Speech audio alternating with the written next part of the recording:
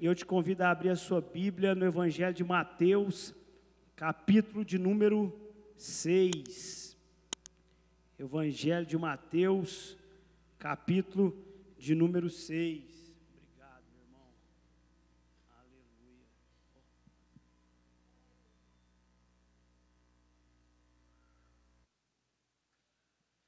Quem encontrou diz amém. Glória a Deus.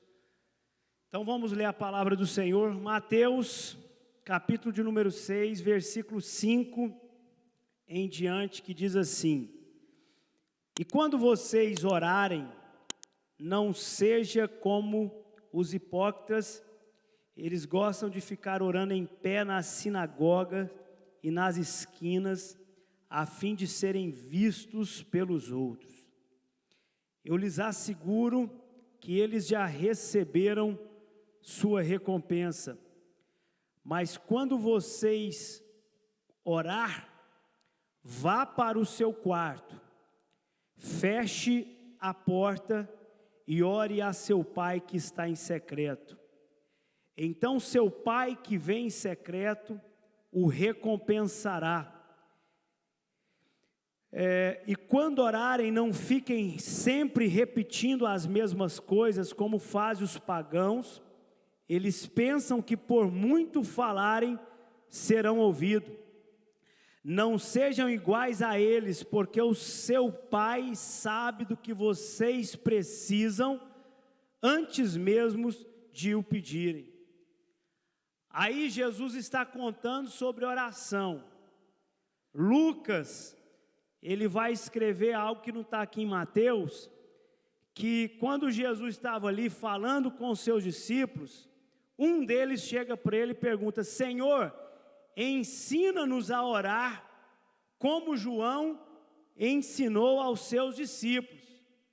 Aí Jesus continua: Então vocês orem assim: Pai nosso que estais no céu, santificado seja teu nome, venha o teu reino, seja feita a tua vontade, assim na terra como é no céu. Dai-nos o pão nosso de cada dia, perdoa as nossas dívidas, assim como perdoamos aos nossos devedores. E não nos deixe cair em tentação, mas livra-nos do mal, porque teu é o reino, o poder, a glória para sempre. Amém. Aí Jesus ensina a oração, aí ele faz um adendo. Olha, pois se perdoarem as ofensas um dos outros, o Pai Celestial também lhes perdoará. Mas se não perdoarem uns aos outros, o Pai Celestial não lhes perdoará as ofensas. Amém? Então, antes da gente ministrar, vamos orar e pedir para o Senhor abrir a palavra dEle, para que ela possa entrar nos nossos corações. Antes de começar a oração, quero só te lembrar que essa não é uma reunião comum. Numa reunião como essa, coisas sobrenaturais podem acontecer. Jesus está aqui, Ele está andando por aqui. No decorrer da mensagem, um milagre pode acontecer, alguém pode ser curado, alguém pode ser liberto, uma resposta pode chegar, a palavra de Deus pode tornar viva de tal forma que você fala: nossa, foi para mim o que o pastor ministrou aqui nessa hora. E o que nós precisamos fazer é estar com o nosso coração e a nossa mente conectada no alto. Amém? Na expectativa, com fé, de ouvir a palavra de Deus. Senhor, nessa noite nós estamos aqui, Pai, reunidos, ó Pai, como igreja do Senhor. É em ambientes como esse que o Senhor opera milagres, que o Senhor opera maravilhas. É no momento, ó Pai, que parece que simplesmente mais um culto, o que não é e nunca será, porque aonde dois ou mais estão reunidos no Teu nome, ali Tu estás presente. E aonde o Senhor passa, quando a tristeza encontra contigo, Pai, ela vai sair. Onde a doença encontra contigo, ela vai perder espaço e vai entrar a cura. Os problemas encontram soluções. A mente cansada, a alma fadigada encontra descanso. E nesta noite de domingo, venha com teu reino. Estabeleça o teu domínio nesta igreja, neste lugar. Faça aquilo que lhe apraz fazer, porque nós somos dependentes da tua graça. Manifeste o teu poder entre nós nessa hora, em nome de Jesus. Amém? Que assim seja. Glória a Deus. Jesus então está no Sermão do Monte, capítulo 5 de Mateus. Ele inicia falando das bem-aventuranças, diz que os seus discípulos aproximam dele para ouvir a palavra dele. Tinha uma multidão, mas os discípulos se aproximaram. Diz que Jesus sobe ao monte, ele se assenta e ele começa então a falar sobre o Sermão do Monte. E aqui Jesus vai falar de assuntos que, se nós observarmos e praticarmos, com toda certeza nós seremos mais felizes, seremos pessoas melhores, seremos filhos melhores, pais melhores, amigos melhores, porque Jesus ele deu aqui um vislumbre do reino dele, de como ele quer que nós, enquanto servos dele, amigos dele, filhos deste Deus Altíssimo, nos comportemos. Jesus ele começa a falar no Sermão do Monte a respeito da lei, ele vai fazendo uma comparação, e ele sempre diz, olha, na lei de Moisés diz assim, mas eu digo assim. Então aqui, no Sermão do Monte, eu costumo dizer que Jesus ele elevou a régua dele aqui, o padrão, o conceito, porque por vezes a gente, eu não digo a gente, mas por vezes existe um conceito sobre a graça, que nós não precisamos fazer nada, que tudo já foi feito, e de fato o sacrifício já foi feito. Eu, para ser salvo, ter minha vida transformada em Cristo Jesus, de fato basta eu crer nele, confessar com a minha boca, eu serei salvo. Mas para que eu me transforme semelhante ao que ele é, eu preciso permitir que a palavra dele também transforme a minha mente, a minha conduta, a minha forma de ser, de viver. Então, se não houver a conversão, não existe ali de fato um encontro com Deus. O encontro com Deus, a salvação, ela é manifesta através da conversão, ou seja, aquele que mentia, não mente mais, aquele que roubava não rouba mais, aquele que adulterava não adultera mais, prostitui não prostitui mais.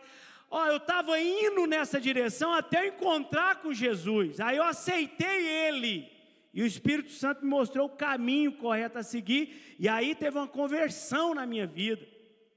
Então Jesus aqui no Sermão do Monte, ele vai falar a respeito sobre essas coisas, e aí chega no momento que ele vai falar sobre a oração, e quando ele começa a falar sobre a oração, ele faz uma exortação para a gente não ser hipócritas, ficar orando simplesmente para que escutem a nossa voz, mostrar para o outro que está orando, mas a primeira palavra de Jesus é, olha, quem ora com o intuito de se aparecer, de mostrar para o outro que está orando, que sabe orar, que sabe falar bonito, eu te asseguro que ele já recebeu a recompensa dele. E a respeito desse tipo de recompensa, Jesus vai falar sobre as ofertas, sobre ajuda ao próximo, sobre doação, que todo aquele que faz, querendo mostrar para o outro, e ele vai receber o que do outro? Um aplauso. Nossa, como ele é bondoso, como ele é caridoso, como ele faz o bem. este já recebeu a recompensa, porque a pessoa, a vontade dela era mostrar. Então, se ela mostrou, a recompensa é o aplauso dos homens. Mas tudo que eu faço em secreto, para o Pai que me vê em secreto, eu posso até não receber aplausos dos homens, mas receberei a recompensa daquele que é Pai, é poderoso e está acima de todos e tudo. Amém? Então Jesus, ele está nesse ambiente de ensino, e aí ele vai falar isso. Aí ele fala: olha, mas vocês quando for orar, façam diferente. Entra no seu quarto e feche a porta e ore a seu Pai que está em secreto. E o seu Pai que te vê em secreto o recompensará. A vida de oração, ela é uma vida por vezes solitária. Em qual aspecto eu quero falar? Não é aqui. Aqui eu estou falando, você está me ouvindo, Deus está movendo. Se eu oro aqui, você está me escutando, mas quem mantém uma vida de oração, por vezes é ela e Deus, no canto dela. Porque nós estamos pedindo a quem? A esse Pai, a este Deus, que tudo pode, que tudo vê. Agora, quando eu digo que é uma vida meio solitária, eu digo no conceito humano. Porque eu estou ali fechado no meu quarto, ou no meu momento de oração, só eu e Deus. Mas o conceito de Deus é o momento de intimidade com Ele. Eu não estou só. No momento que eu levanto um altar de adoração, e aqui eu penso que Jesus está levando eles: olha, entra no teu quarto, fecha a tua porta. Teu quarto está onde? Na sua casa. É claro que aqui tem um conceito mais amplo, mas vamos dizer, você manter essa vida de oração dentro da sua casa, no seu secreto, você não está só. Deus está vendo, Deus está ouvindo, e Deus está recebendo o clamor de um filho que ora. Então, a oração que surte efeito, não é essa oração feita com a intenção de mostrar, mas é oração feita com o intuito de humilhar perante esse Deus poderoso e clamar a Ele, porque tem coisa que só Ele pode fazer por nós. Então, Jesus vai dizer: entra no seu quarto e fecha a porta e ore a seu Pai que te vê em secreto. Tem oração que é só você e Deus que sabe, porque o homem não vai conseguir realizar, o homem não vai conseguir fazer.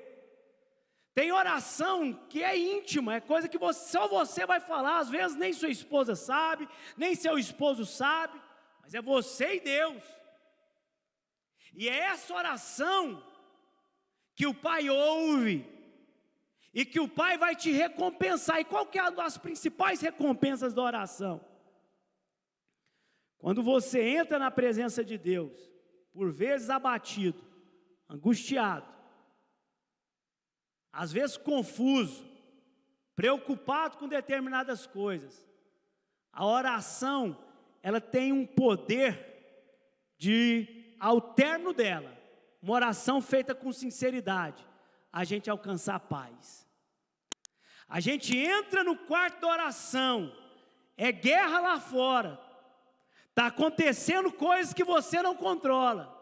Você entra: Senhor, eu te agradeço, porque o Senhor me deu a vida. Eu peço ao Senhor perdão pelos meus erros, mas Senhor, Tu sabes o que eu estou passando. Pai, derrama sobre mim o Teu bálsamo, acalma a minha mente, acalma meu coração, me dê sabedoria, me dê a provisão que eu preciso, e a paz que excede a todo entendimento, começa a guardar minha mente e meu coração. Quantos aqui já sentiram esse efeito da oração? Esse convívio com Deus, esse relacionar com o Pai, o filho se aproximando de um pai, com convicção que Deus é um Pai amoroso, que Deus é um Pai que ouve, que Deus é um Pai que é bondoso em todo tempo Ele é bom, faz toda a diferença. Às vezes as pessoas não oram porque não sabem que Pai é esse, não sabem tanto que Deus é bondoso. Lucas, quando ele vai falar sobre oração, vai narrar a respeito de Jesus ensinando sobre oração, ele diz assim, capítulo 11, versículo 5, suponha que um de vocês tem um amigo, e que recorra a ele à meia-noite, e diga: amigo, empreste-me 3 pães, porque um amigo meu chegou de viagem, não tenho nada para lhe oferecer.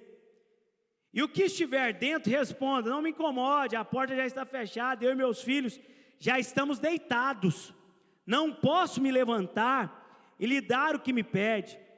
Eu lhes digo, Jesus falando, embora ele não se levante para dar o pão por ser seu amigo, por causa da importunação se levantará e dará tudo o que precisa. Por isso lhe digo, peçam e lhe será dado, busquem e encontrarão, batem e a porta lhe será aberta, pois todo o que pede recebe, o que busca encontra, e aquele que bate a porta lhe será aberta. Qual pai entre vocês, se o filho lhe pedir um peixe, em lugar disso lhe dará uma cobra? Ou pedir um ovo, lhe dará um escorpião? Se vocês, apesar de serem maus, sabem dar boas coisas aos seus filhos, quanto mais o Pai que está no céu dará o Espírito Santo a quem lhe pedir. O que Jesus está querendo dizer é o seguinte: olha, se esse amigo, embora seu amigo, ele não vai te atender porque ele é seu amigo, mas por causa da importunação.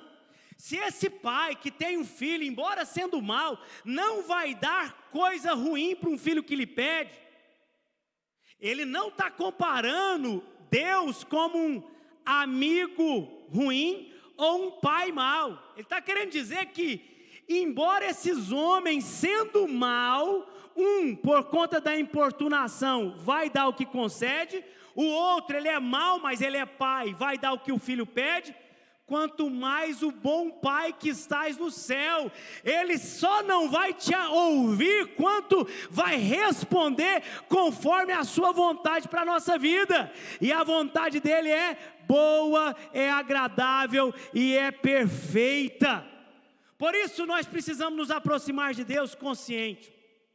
O Deus que está me escutando, Ele é um Pai bondoso, Ele não está achando que eu estou importunando Ele, mas Ele está ouvindo o meu clamor, e quando Ele ouve o meu clamor, e o meu clamor é de conforme com a vontade dEle, Ele me ouve, e eu recorro e tenho paz, e eu posso descansar, porque dEle obtirei o que dEle tenho pedido.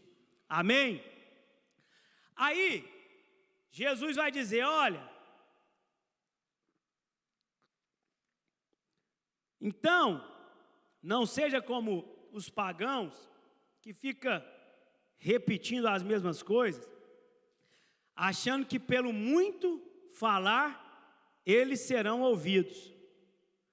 Irmão, nós não precisamos ficar repetindo 500 vezes a mesma coisa para Deus. Nós não precisamos ficar falando, porque antes da palavra nos sair da boca, Ele já conhece o que a gente precisa. O que a gente precisa é se relacionar com Deus. Deus, Ele sabe do que eu necessito, Ele sabe do que você precisa. É claro que nós temos que orar, enquanto a gente não obtém resposta das nossas orações, enquanto nós não temos o sim, o não, o espera de Deus, cabe a gente orar. Mas achar que Deus não está me escutando, isso é errado, porque a Bíblia diz que Ele não está com os ouvidos tampados, não está com os braços encolhidos, que Ele não é um Deus que está paralisado, mas Ele é um Deus vivo. Então Ele ouve o nosso clamor, Ele ouve quem está clamando. E sabe, irmão, que às vezes tem pessoas que não conhecem esse Deus como você conhece, como você se relaciona, e é atendido, porque tem a ousadia de dizer: Senhor, Deus, me ajuda, Deus, me socorra.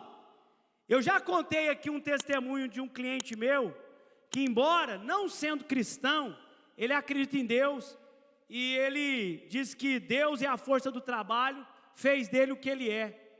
E eu sempre faço essas comparações às vezes, porque se homens maus dão boas coisas àqueles que lhe pedem, se homens que não conhecem a Deus, ao clamar por Ele, alcança dele o que está pedindo, quanto mais aqueles que um dia falaram: Senhor, eu te aceito como meu Salvador, faz-me um filho teu, tornando filho, ao recorrer a este Pai, será recebido e recompensado por aquilo que tem clamado. Nós precisamos de relacionar com esse Deus, nós precisamos de aprofundar o nosso relacionamento com Deus. Tem oração, irmão, que não dá para ficar falando muito. É como aquele leproso que chega até Jesus: você quer ser curado? Quero, então seja curado. Tem hora que é rápido, tem hora que é urgente. Senhor, o meu caso é urgente, Deus, atenta para o meu clamor hoje, porque amanhã é tarde demais. Mas se nós não nos dispusermos a clamar por Ele, a buscar a Ele, nós não seremos recompensados.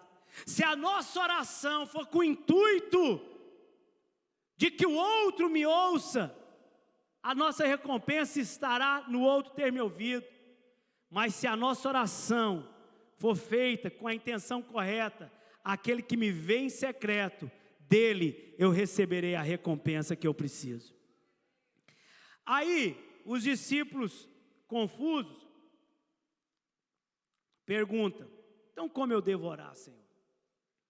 E aí Jesus fala a oração do Pai Nosso: Pai nosso que estais no céu, santificado seja o teu nome. Nós precisamos entender que o Pai, Ele não é exclusivo meu, Ele não é exclusivo dessa igreja, Ele sequer é exclusivo das igrejas protestantes ou das igrejas tradicionais. Ele é um Pai, e todo aquele que aceitar Jesus como Salvador se tornará filho, e se tornou filho, pode chegar a Ele e falar: Pai nosso, Tu és meu Pai. Ele não é exclusivo dos meus, porque eu fiz por merecer esse Pai. Não, esse Pai é um Pai de todos, Ele está olhando a todos. A Bíblia diz que Deus está com os olhos estendidos sobre toda a terra, contemplando os bons e os maus, e há de retribuir a cada um conforme as suas obras. Então Deus está aí olhando. Ele é um Pai bondoso, mas Ele é um Pai justo. Ele retribui a cada um conforme aquilo que faz. Pai nosso que estás no céu, santificado é o teu nome. É o engrandecer a Ele. Embora seja Pai, embora a graça me alcançou, embora o véu do templo foi rasgado de alto a baixo, embora eu não preciso mais de nenhuma cerimônia para me apresentar a este Deus, eu tenho que ter reverência, temor e tremor. Guarda o teu pé para entrar na casa do Senhor. Eu tenho que tratar Ele como Ele merece ser tratado. Eu tenho que buscar Ele como Ele é, na grandeza da sua santidade. E quanto mais eu entendo sobre Ele, mais eu tenho que dizer quanto a este poderio dEle, a beleza dEle, mais adjetivos eu tenho para dizer a Ele. Ele é um Pai bondoso, Ele é um Deus presente, Ele é um Deus de amor, Ele é um Deus da paz, Ele é o Deus da provisão. Nós precisamos engrandecer este Deus. Venha o teu reino e seja feita a tua vontade, assim na terra como no céu. Venha o teu reino, estabeleça então em nós, Senhor, o teu domínio, o teu controle, o teu governo. Onde está o teu reino? Perguntaram para Jesus. Meu reino está entre vós. A Bíblia vai dizer que o reino de Deus é conquistado à força, e quem assim faz, dele se apodera. Nós precisamos buscar o reino de Deus. Buscar o reino de Deus é estabelecer o domínio do rei aonde eu estou, na minha casa, no meu trabalho, nas minhas atividades. Eu uso esse termo, eu gosto desse termo, porque eu tenho entendido que eu não posso aceitar os meus ambientes ser parecido com o mundo. Eu não posso aceitar aonde Deus me implantou, me semeou, ser um lugar seco, sem a graça, sem a bênção, sem o mover de Deus. O ambiente aonde eu estou, ele precisa ser o reflexo do céu aqui na terra. Espírito Santo, estabeleça o domínio, o controle na minha vida, nas minhas emoções, na minha casa, nos meus negócios, do que eu estou fazendo. Nós não podemos separar vida cristã com vida secular, é tudo uma coisa só. Ou eu sou cristão ou eu não sou. Então, por onde eu for, onde eu passar, o que quer que eu esteja fazendo, a Bíblia diz: quer bebais, quer comais, quer em palavras, quer em ações, tudo seja feito para a glória de Deus. O reino de Deus é isso. A minha casa, ela precisa glorificar o Senhor. O meu levantar tem que ser para glorificar o Senhor, o meu deitar para glorificar o Senhor. Eu sentei à mesa para almoçar, para jantar, para tomar um café, é para glorificar o Senhor. Eu sentei na minha mesa de trabalho, é para glorificar o Senhor. Quando eu entendo isso, e eu começo a viver uma vida dessa maneira, eu estou o quê? Vem o teu reino, estabeleça o domínio entre nós, na minha vida, no meu relacionamento. Aí eu consigo viver de tal forma que os meus lábios vão sempre produzir um perfeito louvor. Os meus lábios, quando eu abrir, vai ser para entoar louvores e cânticos ao Senhor. As conversas fúteis, erradas, imorais, que não convêm, já não fazem mais parte. Porque se em palavras ou em ações tem que ser para a glória de Deus, eu vou então tirar da minha vida tudo aquilo que não glorifica a Deus. Você, ao fazer um negócio, tem que glorificar a Deus. Se Deus não for glorificado, o negócio torna simplesmente mundano, terreno. Mas se você, ao fazer um negócio, Deus está sendo glorificado, é dele que vai vir a recompensa, é dele que vai vir a provisão. Você vai até dar uma bronca num filho, você tem que glorificar a Deus. Não é pelo fato de você estar dando a bronca, mas é pelo fato de você amar seu filho e você estar corrigindo. A gente tem que ter a fé nossa aplicada em tudo. Não é espiritualizar tudo, mas é ter fé para fazer tudo. Porque sem fé é impossível agradar a Deus. E tudo que eu faço com fé, glorificando ao Senhor, o Senhor vai receber como uma oferta, como um culto, como uma adoração.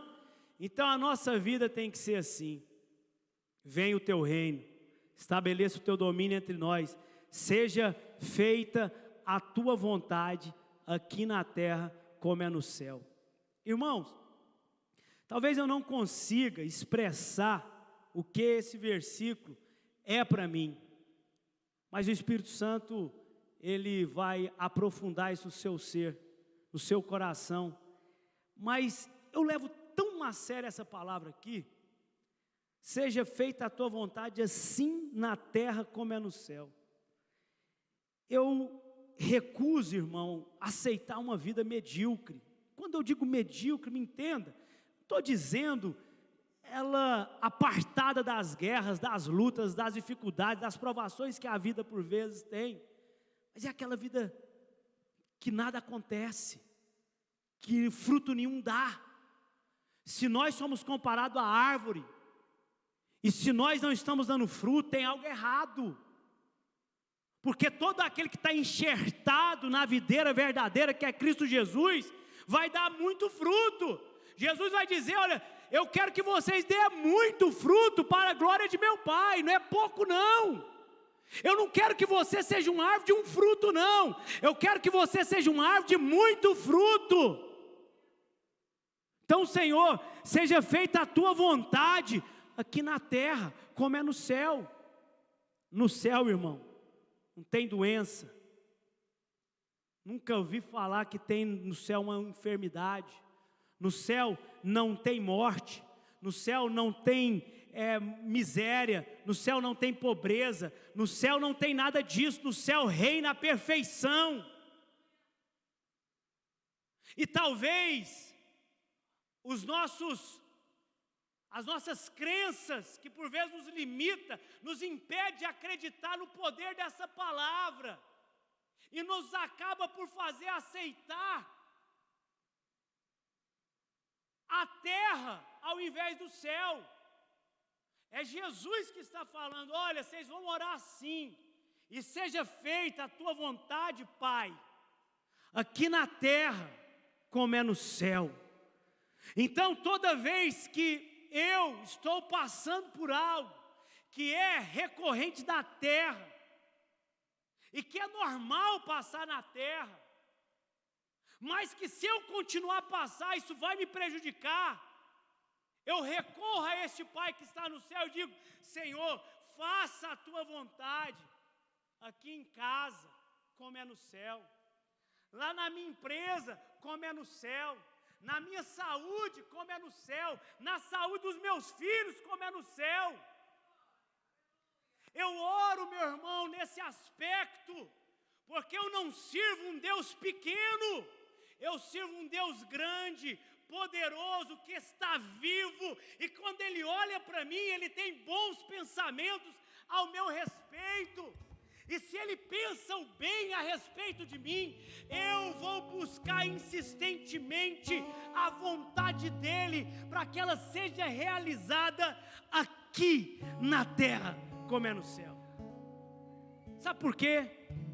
Porque o fato de você vencer essa batalha que você está passando, meu irmão ou minha irmã, o fato de você superar as dores, as lágrimas da vida, o fato de você resistir com bravura e chegar do outro lado e cantar o hino da vitória, o Senhor vai ser glorificado na sua vida. Quem vai contar a sua história vai falar assim: foi Deus que fez. Até o ímpio olha e fala assim: foi Deus que fez. Por isso que você tem que pedir: Senhor, faça a tua vontade aqui na terra, como é no céu.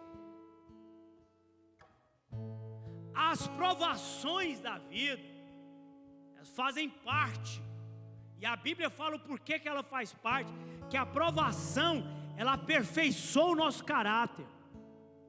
Então luta, dificuldade, sempre vai ter. Se Deus quer me levar a determinado ponto da minha história, e Ele tem um propósito para com isso, não tenha dúvida, o Senhor vai me aperfeiçoar para aquilo. E o aperfeiçoamento de Deus, por vezes, é os desertos da vida, é as escassez da vida, porque prova o nosso coração. Além de provar o nosso coração, nos faz ser mais quebrantado, nos faz ser mais humilde, mais dependente dEle.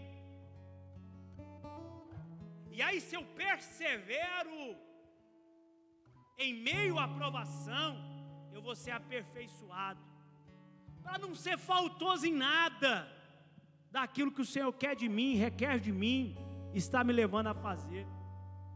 Se você olha a Bíblia, os homens, as mulheres da Bíblia, irmão,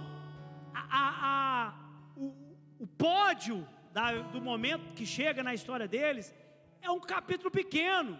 O grande parte do capítulo fala das guerras, das lutas, das dificuldades, mas eles venceram, eles chegaram lá. Você vencendo o que você está fazendo hoje, meu irmão e minha irmã, Deus vai ser glorificado. Então não aceita perder essa batalha. Não se dá por entregue, não, vou ter aqui, chega, não faço mais. levanta a sua cabeça, porque tem um Pai bondoso te vendo, te contemplando, os olhos dele estão abertos para a sua vida. Você levantar amanhã de manhã, olhar no espelho e falar assim: olha fulano, olha, eu sou capaz, porque o meu Deus me fez capaz. Olha, eu vou vencer, porque em Deus eu sou mais que vencedor. Olha, problema, maior é aquele que está comigo do que está contigo, e eu vou te vencer. Deus será glorificado. Agora, se eu levanto, não vai dar certo, difícil mesmo, vou ficar aqui, não vou fazer mais, não vou tentar mais. Aonde Deus está sendo glorificado? Me responde. Aonde você precisa de fé, meu irmão e minha irmã, para se dar por entregue os seus problemas? Precisa. Basta você acordar amanhã e deixar a sua natureza te seguir. A fé, eu preciso dela para trazer o reino de Deus para a terra, para invocar a vontade dEle para ela ser feita aqui na terra, para me levantar pela manhã, e mesmo com os gigantes, as tribulações, as dificuldades, eu olhar para todos eles e falar assim: maior é meu Deus, Ele é poderoso. Ele não é um Deus com D minúsculo, Ele é um Deus com D grande, com D maiúsculo. Ele é o poderoso nas batalhas. Ele é o Jeová Jireh, Ele é o Jeová Rafá, Ele é Shalom, Ele é Adonai, Ele é Deus presente. Diz para a sua alma: espere em Deus, pois eu ainda o louvarei, a Ele Deus meu. Nós precisamos, irmãos, deixar de contentar com as águas que dão nos tornozelos. Se existe águas mais profundas, e eu sei que existe, porque eu vou ficar com água só no tornozelo? Se existe um Deus que hoje Ele pode passar aí na sua vida e mudar a sua história, curar a sua enfermidade, te elevar e cumprir na sua vida a palavra dEle, por que que nós vamos nos contentar com as águas que estão nos tornozelos? E aí, vem o teu reino, Senhor, vem, porque quando eu dou o domínio da minha casa ao Senhor, Ele vai dominar. Aonde está ponto cego na minha casa, o Senhor vai mostrar, vai pôr luz, ó, conserta isso, muda isso. Se eu dou o domínio dos meus negócios ao Senhor, o Senhor vai cuidar dos meus negócios. Eu posso até ser enganado, mas se o domínio está nas mãos do meu Deus, meu irmão, os olhos que tudo vê, o Deus que tudo pode, Ele vai estar comigo, e Ele vai me ajudar a ver o que eu não estou vendo. Se o domínio estiver sobre a minha mente, o meu coração, os meus olhos, os meus filhos, sobre a nossa igreja, irmão, o Espírito Santo vai fazer o que Ele apraz fazer. Jesus, Ele entrava nas casas, a multidão chegava, a Bíblia vai dizer que Ele curava os enfermos, libertava os cativos, expulsava demônios. Você sabe o que eu estou te dizendo? Que talvez se você chegou aqui com alguma enfermidade, hoje você vai sair daqui curado, curada, para a glória de Deus. Se você chegou aqui sem ser fértil, não estou dando fruto, você vai sair daqui fértil, abundante, cheio da graça de Deus, para ir e prosperar por onde você for. Aí Jesus continua dizendo: Senhor, dai-nos hoje o nosso pão de cada dia. Dai-nos hoje o pão de cada dia. Espera aí que eu tenho que te falar antes uma coisa. Abre um parênteses aqui. A vontade de Deus para a sua vida, ela não vai mudar pelos seus acertos, pelos seus erros. Não vai. A vontade de Deus sempre é perfeita. Nós que por vezes, ao escolhermos mal, recebemos como recompensa aquilo que nós semeamos. Porque o que o homem planta, o homem colhe. Mas a vontade de Deus, ela sempre será agradável, boa, perfeita. O plano dele é de fazer você prosperar, de ser feliz. Mas as escolhas nossas, por vezes, nos levam distante disso. Então, quando você se aproximar de Deus, você diz: Senhor, endireita as minhas veredas e aplane o meu caminho, porque eu quero andar no teu caminho, porque o teu caminho é perfeito. Amém? Dai-nos hoje o nosso pão de cada dia. Irmão, como eu experimento isso aqui? Como eu experimento isso aqui? Tem dia, irmão, que eu olho e tem os desafios da vida, irmão Alan. E aí eu penso, quem é comerciante aqui, empresário? Dá um sinalzinho aqui. Então, é os guerreiros, né? Levantou para empreender, é um guerreiro. Aí tem dia que você olha lá para frente, 15 dias, fala: meu Deus, como vai ser? Aí, irmão, não tem jeito. O pão nosso de cada dia nos dai hoje. Você está fazendo certo, você está andando no trilho correto, está fazendo a vontade de Deus, está empreendendo, trabalhando da maneira correta. Escuta aqui, o Senhor vai suprir a sua necessidade. O Senhor vai dar um jeito. Essa expressão, vai dar um jeito. Eu lembro que um dia eu cheguei na igreja, uma luta tremenda. Na época meu avô José Araújo ainda era vivo. Ele vira para mim e fala assim: meu filho, Deus me mandou entregar uma palavra para você. Eu falei: opa, avô, fala. Ele mandou te dizer para você levantar a sua cabeça, que no dia de chegar para pagar a conta, Ele vai dar um jeito. Eu falei: glória a Deus. E Ele vai te restaurar, te restituir e restaurar a sua vida por completo. Eu falei: amém. Vai dar um jeito. Quem precisa dessa palavra, o Senhor vai dar um jeito. O dia que chegar, Ele vai dar um jeito. Mas o jeito de Deus não é um jeitinho nosso, é um jeito perfeito. Ele vai endireitar as suas veredas, Ele vai aplanar o seu caminho. E no lugar da vergonha, você será honrado, porque você dispôs a clamar a este Deus que tudo pode e tudo vê. Pão nosso de cada dia nos dai hoje. Irmão, às vezes eu penso que Deus nos olha do céu e fala: nossa, para que esse povo está sofrendo tanto? Por que esse povo não está me acessando como devia acessar? Por que eles não estão entrando na dispensa que eles deviam entrar? Por que eles não estão fazendo como Jabez?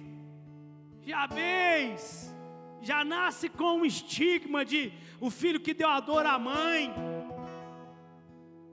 Um dia, quando ele tem consciência, ele ora ao Deus de Israel. Ele conheceu o Deus de Israel. Aí ele vai orar ao Deus de Israel: Senhor, que Tu me abençoes.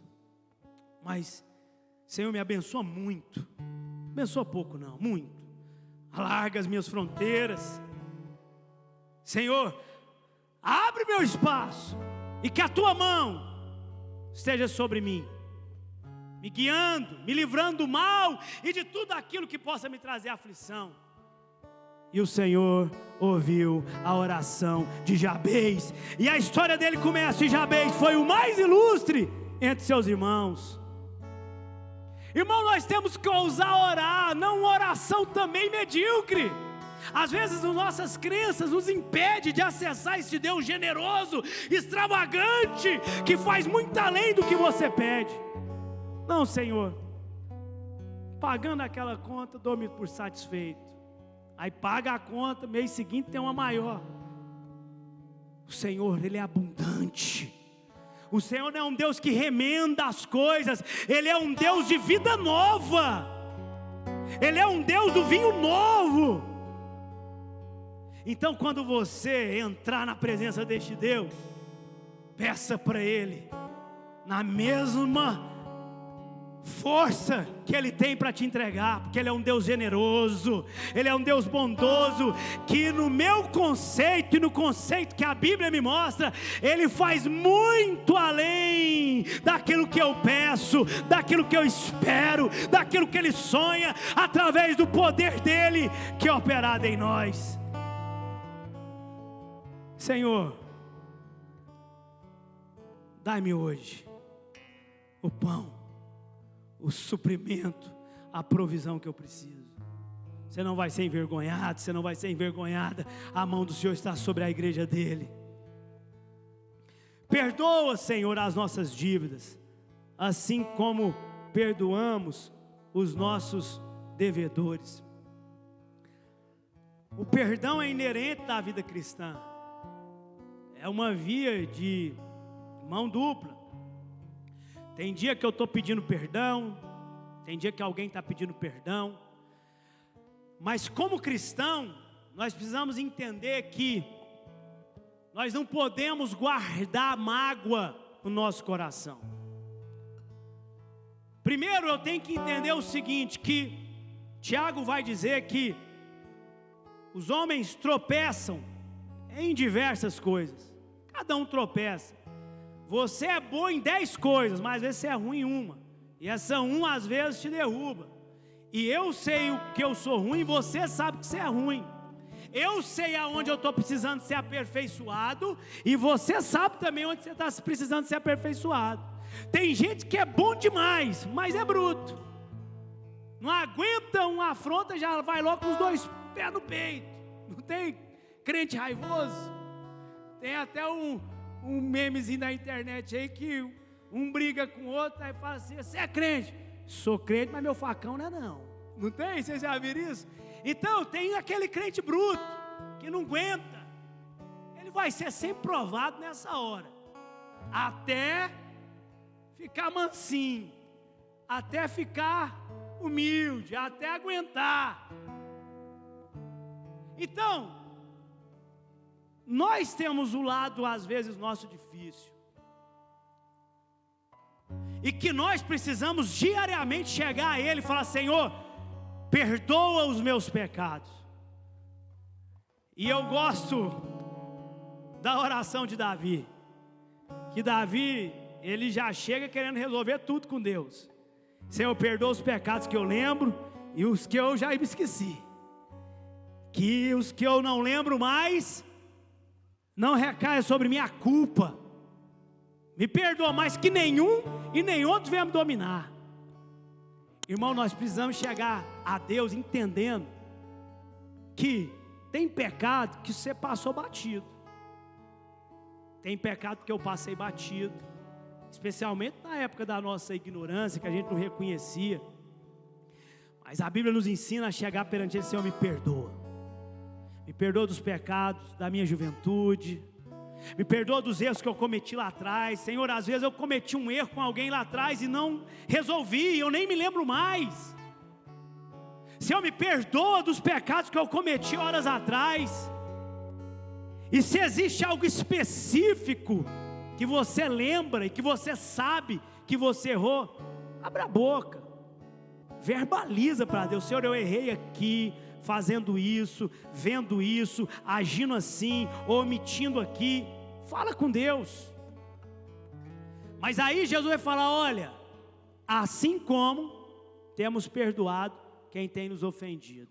E aí ele vai terminar a conversa lá falando: olha, se vocês não perdoar as ofensas dos outros, o Pai Celestial também não lhe perdoará. Mas se você perdoar, o Pai Celestial vai te perdoar. Então, nós não podemos guardar no nosso coração as ofensas. Há quem diz que quem sinta ofendido por algo mereceu aquela ofensa. Mas às vezes a pessoa está resolvida e ela não é ofendida, ela não se sente ofendida com aquela atitude que tiveram com ela. Mas o fato é que nós precisamos abrir o coração, irmão, e limpar e tirar. Tem gente que está adoecendo literalmente por falta de perdão, por ficar com amargura na alma, por ficar com as coração sangrando, ferido, magoado, entristecido. Jesus, Ele nos ensina a resolver nossas questões. Eu preciso resolver um com os outros. Se eu fiz algo, você me perdoa. E se você me fez, você está perdoado. Mas tem gente que está fazendo aniversário no problema. A ele me fez isso, por isso eu estou assim. Ela me fez isso, por isso eu estou assim. Teve um dia que eu conheci uma pessoa que ela brigava na justiça. Já estava assim, já tinha passado de geração. Ele era a segunda geração que brigava na justiça por causa de um problema que tinha acontecido tempos atrás. E essa pessoa literalmente parou no tempo por causa disso. A Bíblia nos convida, irmão, esquecendo-me das coisas que ficaram para trás, eu prossigo por o alvo. Você tem suas demandas? Ok, lute elas, mas andando para frente, não ficando parado no tempo. Passou, passou, perdeu, perdeu, porque o que vem de Deus para a minha vida, nada se perderá. Se é Deus que me deu, não vai se perder. Se Deus confiou a mim, Ele vai me ajudar. Mas peça perdão quando for necessário, perdoa, libere, mas não viva com ressentimento na sua alma. Não viva com aquele sentimento assim, quando você tem algo contra alguém, quando fala o nome da pessoa, chega, fica raivado. Vai para o secreto e ora ao seu pai que te vê em secreto. E o seu pai que te vê em secreto vai te curar de todas as mágoas, as feridas, os rancores, porque Ele quer você livre para andar, para correr a corrida que te foi proposta. E aí, eu vou terminar agora. E não nos deixe cair em tentação, mas livra-nos do mal, porque Teu é o reino, o poder, a glória para sempre. Amém. E aí Jesus vai dizer o seguinte: olha, você tem que pedir, não me deixe cair em tentação. A gente é tentado pelas nossas próprias cobiças. Deus não tenta ninguém. Deus não vai mandar nenhuma tentação para a minha vida. Eu sou tentado pelas minhas cobiças, você é tentado pelas suas cobiças. Então, nós precisamos pedir: Senhor, me livra das tentações, me livra do erro, me livra da queda, me livra das emboscadas que eu não estou vendo. Você tem que orar, você tem que pedir, porque Deus, irmãos, Ele está vendo tudo. Deus, Ele está vendo lá na frente. Imagina que quando Esther vira rainha, ela vira, não foi por causa da beleza que ela tinha, ela vira porque Deus viu anos à frente que Amã ia se voltar contra os judeus, ia baixar um decreto e eliminar os judeus da terra. Aí o que Deus faz? Coloca Esther como rainha, movimentou as cadeiras. Esther entra, Mardoqueu é o instrutor, é o mestre, é o coach, é o professor, o pastor de Esther, e vai instruir ela, até que quando chega lá na frente, Deus dá o livramento. Então Deus sabe o que você não sabe. Sabe aquele negócio que não deu certo? E você às vezes fala: não, perdi um negoção da minha vida. Não, perdeu nada. Deus viu lá na frente e falou: esse negócio vai dar problema para meu filho. Sabe aquela aliança errada que afasta, fala: nossa, fulano, fulana, tão amigo, me deixou não. Às vezes é Deus mesmo distanciando pessoas que lá na frente talvez te prejudicaria. Então Deus vê o que você não vê. Deus sabe do que eu não sei e você não sabe. Por isso nós temos que falar: Senhor, não deixe eu cair nas tentações. E aí, mas livra-me do mal, porque Teu é o reino, a glória e o poder para sempre. Livra-nos do mal. É a oração de Jabez. Oração de Jabez: Senhor, livra-me do mal e de tudo aquilo que me faz ter aflição. Você tem que pedir isso para Deus: Senhor, me livra do mal, o mal que eu não estou vendo, o mal que por vezes chega de fora para tentar me atacar, o mal que às vezes está dentro de mim, tenta me fazer ficar para baixo, doente. Porque tem história na nossa vida que tem que ser resolvida hoje, porque é o mal de dentro de nós, é aquela história, pastor Anderson, que fica mexendo com a gente, não é curada, aí cutuca o pus e sai, e aí a gente começa, meu Deus do céu. Então, deu aflição por quê? Porque tem algo mal resolvido. Hoje é o dia de Deus resolver. Hoje Jesus Cristo de Nazaré está passando por aqui, alcançando um lugar na sua vida que você não está conseguindo alcançar, entrando em ambiente da sua vida que você às vezes fechou a porta e esqueceu, ou está tentando esquecer. Mas Jesus quer passar lá, Jesus quer entrar lá e quer resolver tudo aquilo que é pendência. Livra-me do mal, livra-me da aflição. Fica de pé comigo.